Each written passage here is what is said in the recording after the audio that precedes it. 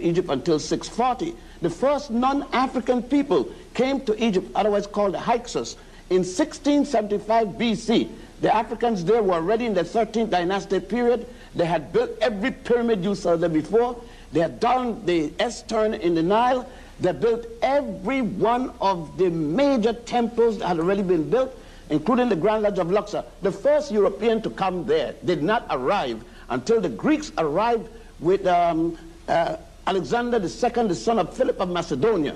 Look, I'm a college graduate. I never heard all this stuff before. Because they didn't intend to teach you that.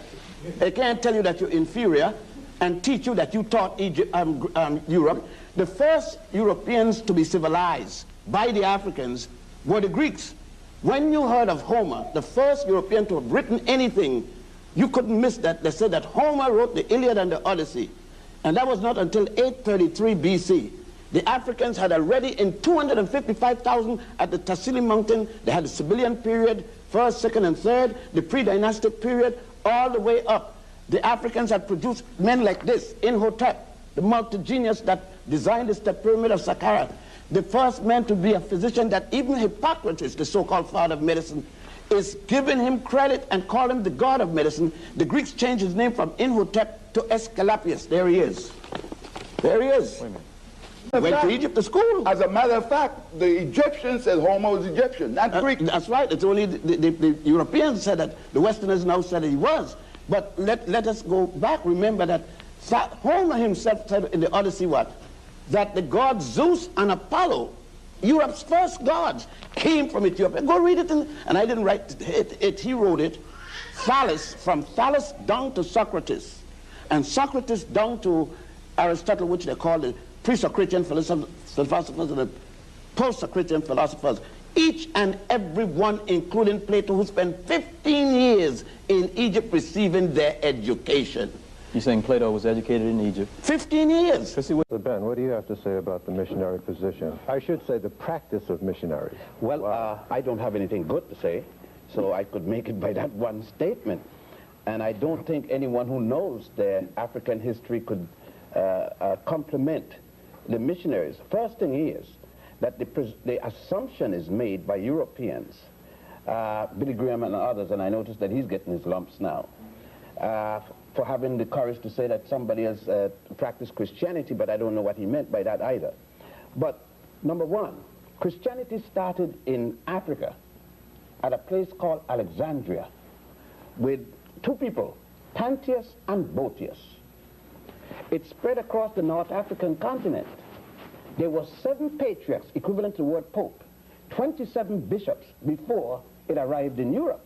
The Bible, however, the Old Testament, or the Torah, as it is called, speaks of chosen people. A God made a world full of people and select a handful to be the special ones. The Quran and Islam equally. The jihads were brought. Although Ben Habib and Hadsat Kubadi Ben Rabed taught Muhammad ibn Abdullah, who was illiterate in his own language, the fundamentals of the religions that, the fundamentals upon which all three got their beginning, we were told, and still being told, that there is a holy land for us in Palestine or Jerusalem. There's a holy land for us in Bethlehem. There's a holy land for us in Mecca, but not a single piece of holy land in the 13.8 million square miles of African territory.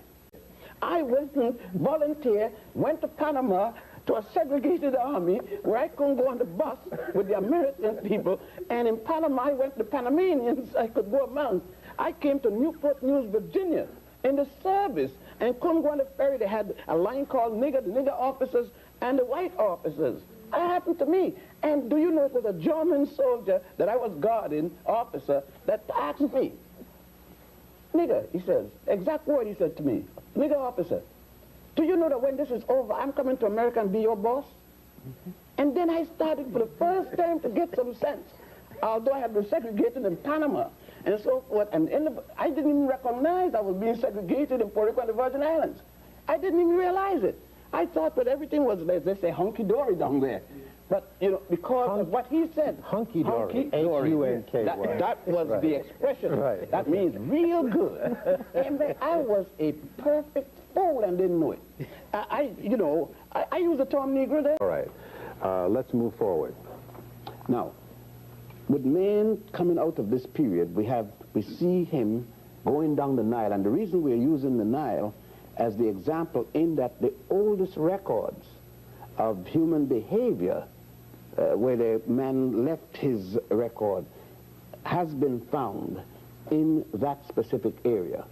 Based upon anthropological and archaeological finding, there have been a very old period. For example, in Southern Africa, in Swaziland, there is a 43,000-year-old iron mine found there.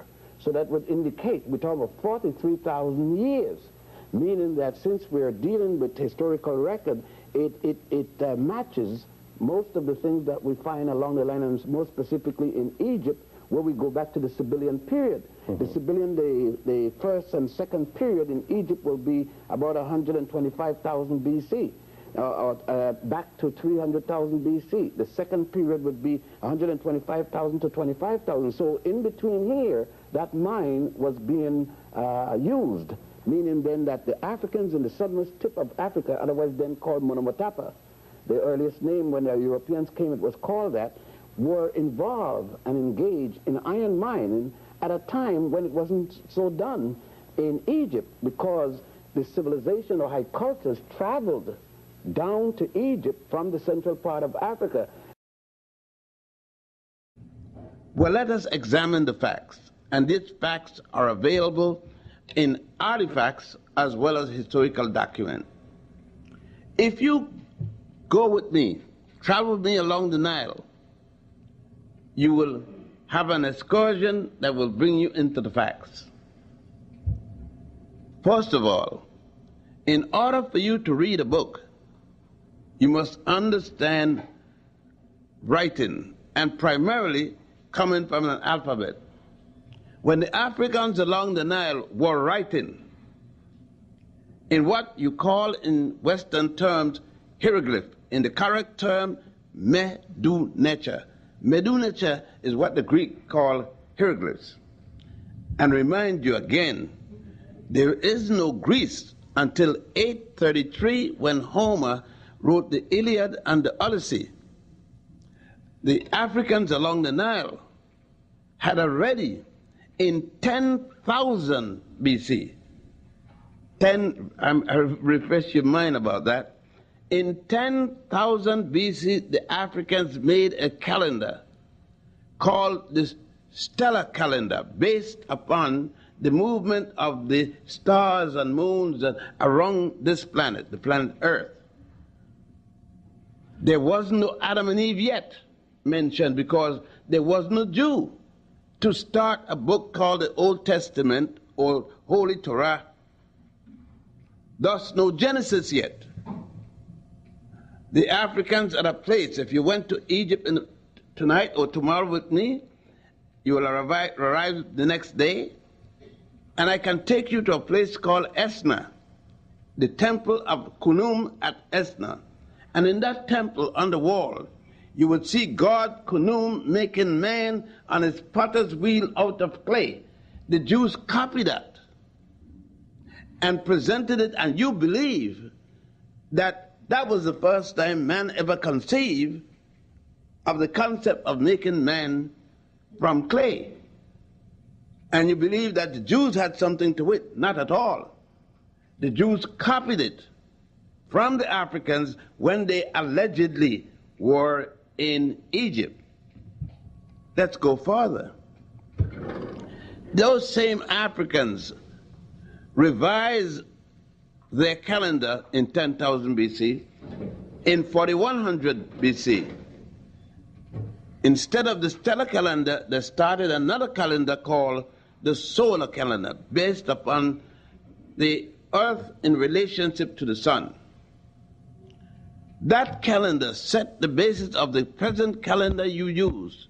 It had 365 and 1/4 day, corrected each 7th year. There were 13 months to the year, 30 days for 12 months and 1 month of 5 days. The Ethiopian government still have the 12 month of 30 and the 1 month of 5 days. In Egypt, the farmers use the same 13-month calendar. Again, I must remind you, there isn't a single Jew in the world yet. Abraham the first isn't born. He isn't going to be born until the 13th dynastic period. And I know it's hard for you to conceive of a time when people had religions and there was no Christianity, there was no Judaism, and there was no Islam yet. You have been taught in your educational system that the Greeks, or a particular Greek by the name of Hippocrates, gave to the world medicine, and he's called the father of medicine. That shouldn't surprise you, because Betty Goodman is called the father of swing. Although he went to Lionel Hampton, Count Basie, and others to learn swing, he became the father of swing. Now, if you control the printing press, you could make yourself the father of anything. You could call yourself the father of the moon. You can write anything you want. The point is, let us prove it. We don't have Hippocrates until 333, before the Common Era. You may call it before the Christian era, or BC, as you may say.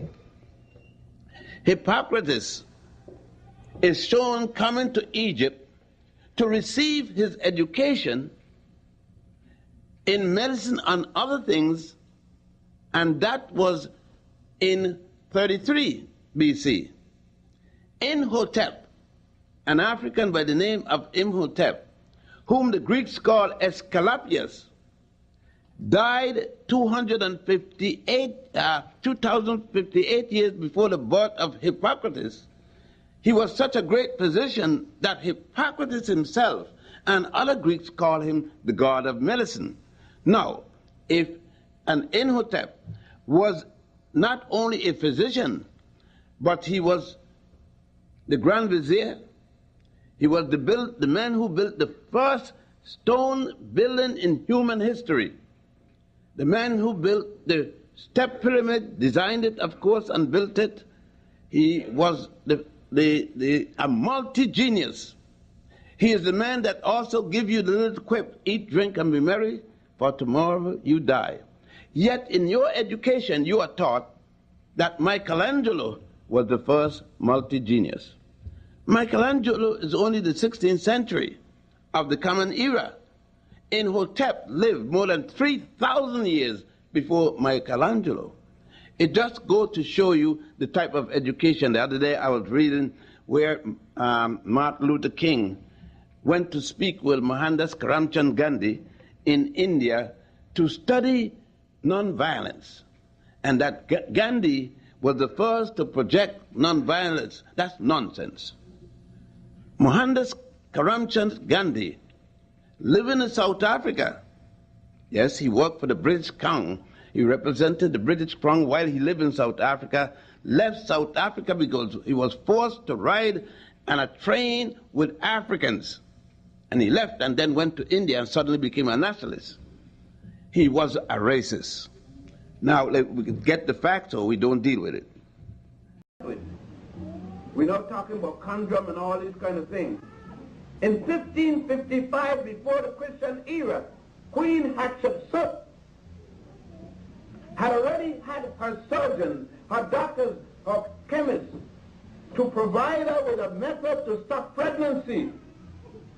It is today called in museum the Ebers Papyrus, which is to be the composition of the shrub of acacia mixed with honey to create lactic acid, which was made into a suppository, placed into the vagina to trap the sperm.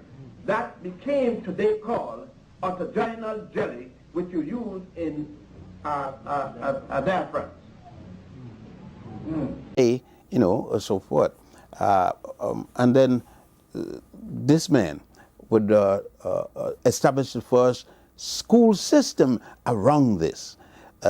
it will start an organization which is today called Freemasonry, Odd Fellows, Elks, and things like that. Even the Greeks would copy from it, and all these so-called fraternities and fraternities came from there. The lodge of Delphi, Greece's first lodge, would come from the development which Imhotep caused to be, because the men, the Masons who worked there, created an organization with men in different degree to handle different aspects of the building of this, and thus started what we today call Freemasonry and so forth.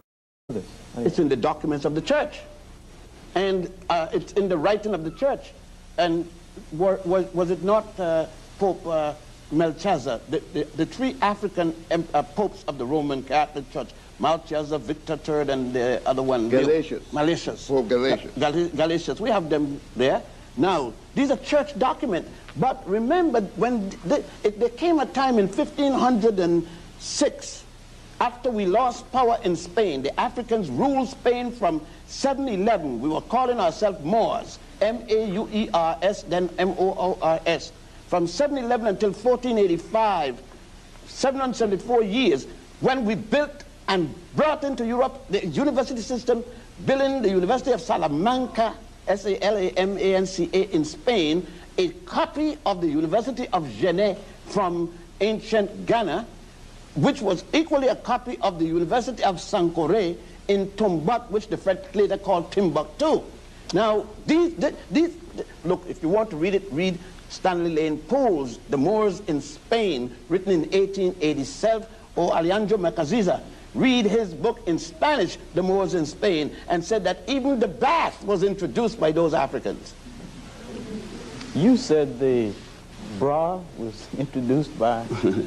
The bath was reintroduced because Rome had a bath before, but they stopped because of not understanding the Christian doctrine that the Europeans had embraced. They stopped for over 1,000 years from taking baths. As a matter of fact, I'd like to make mockery of the fact that the Queen Victoria of England boasting of herself being the cleanest woman in all of Europe, taking 1 bath per month.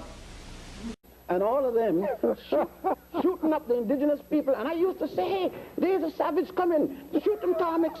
And then with the African, I'd say, oh, look at them savage. Tarzan is coming. And I'm hoping for Tarzan. And Tarzan hollering, Ungawa. And one thing, I didn't know that Ungawa means doo-doo.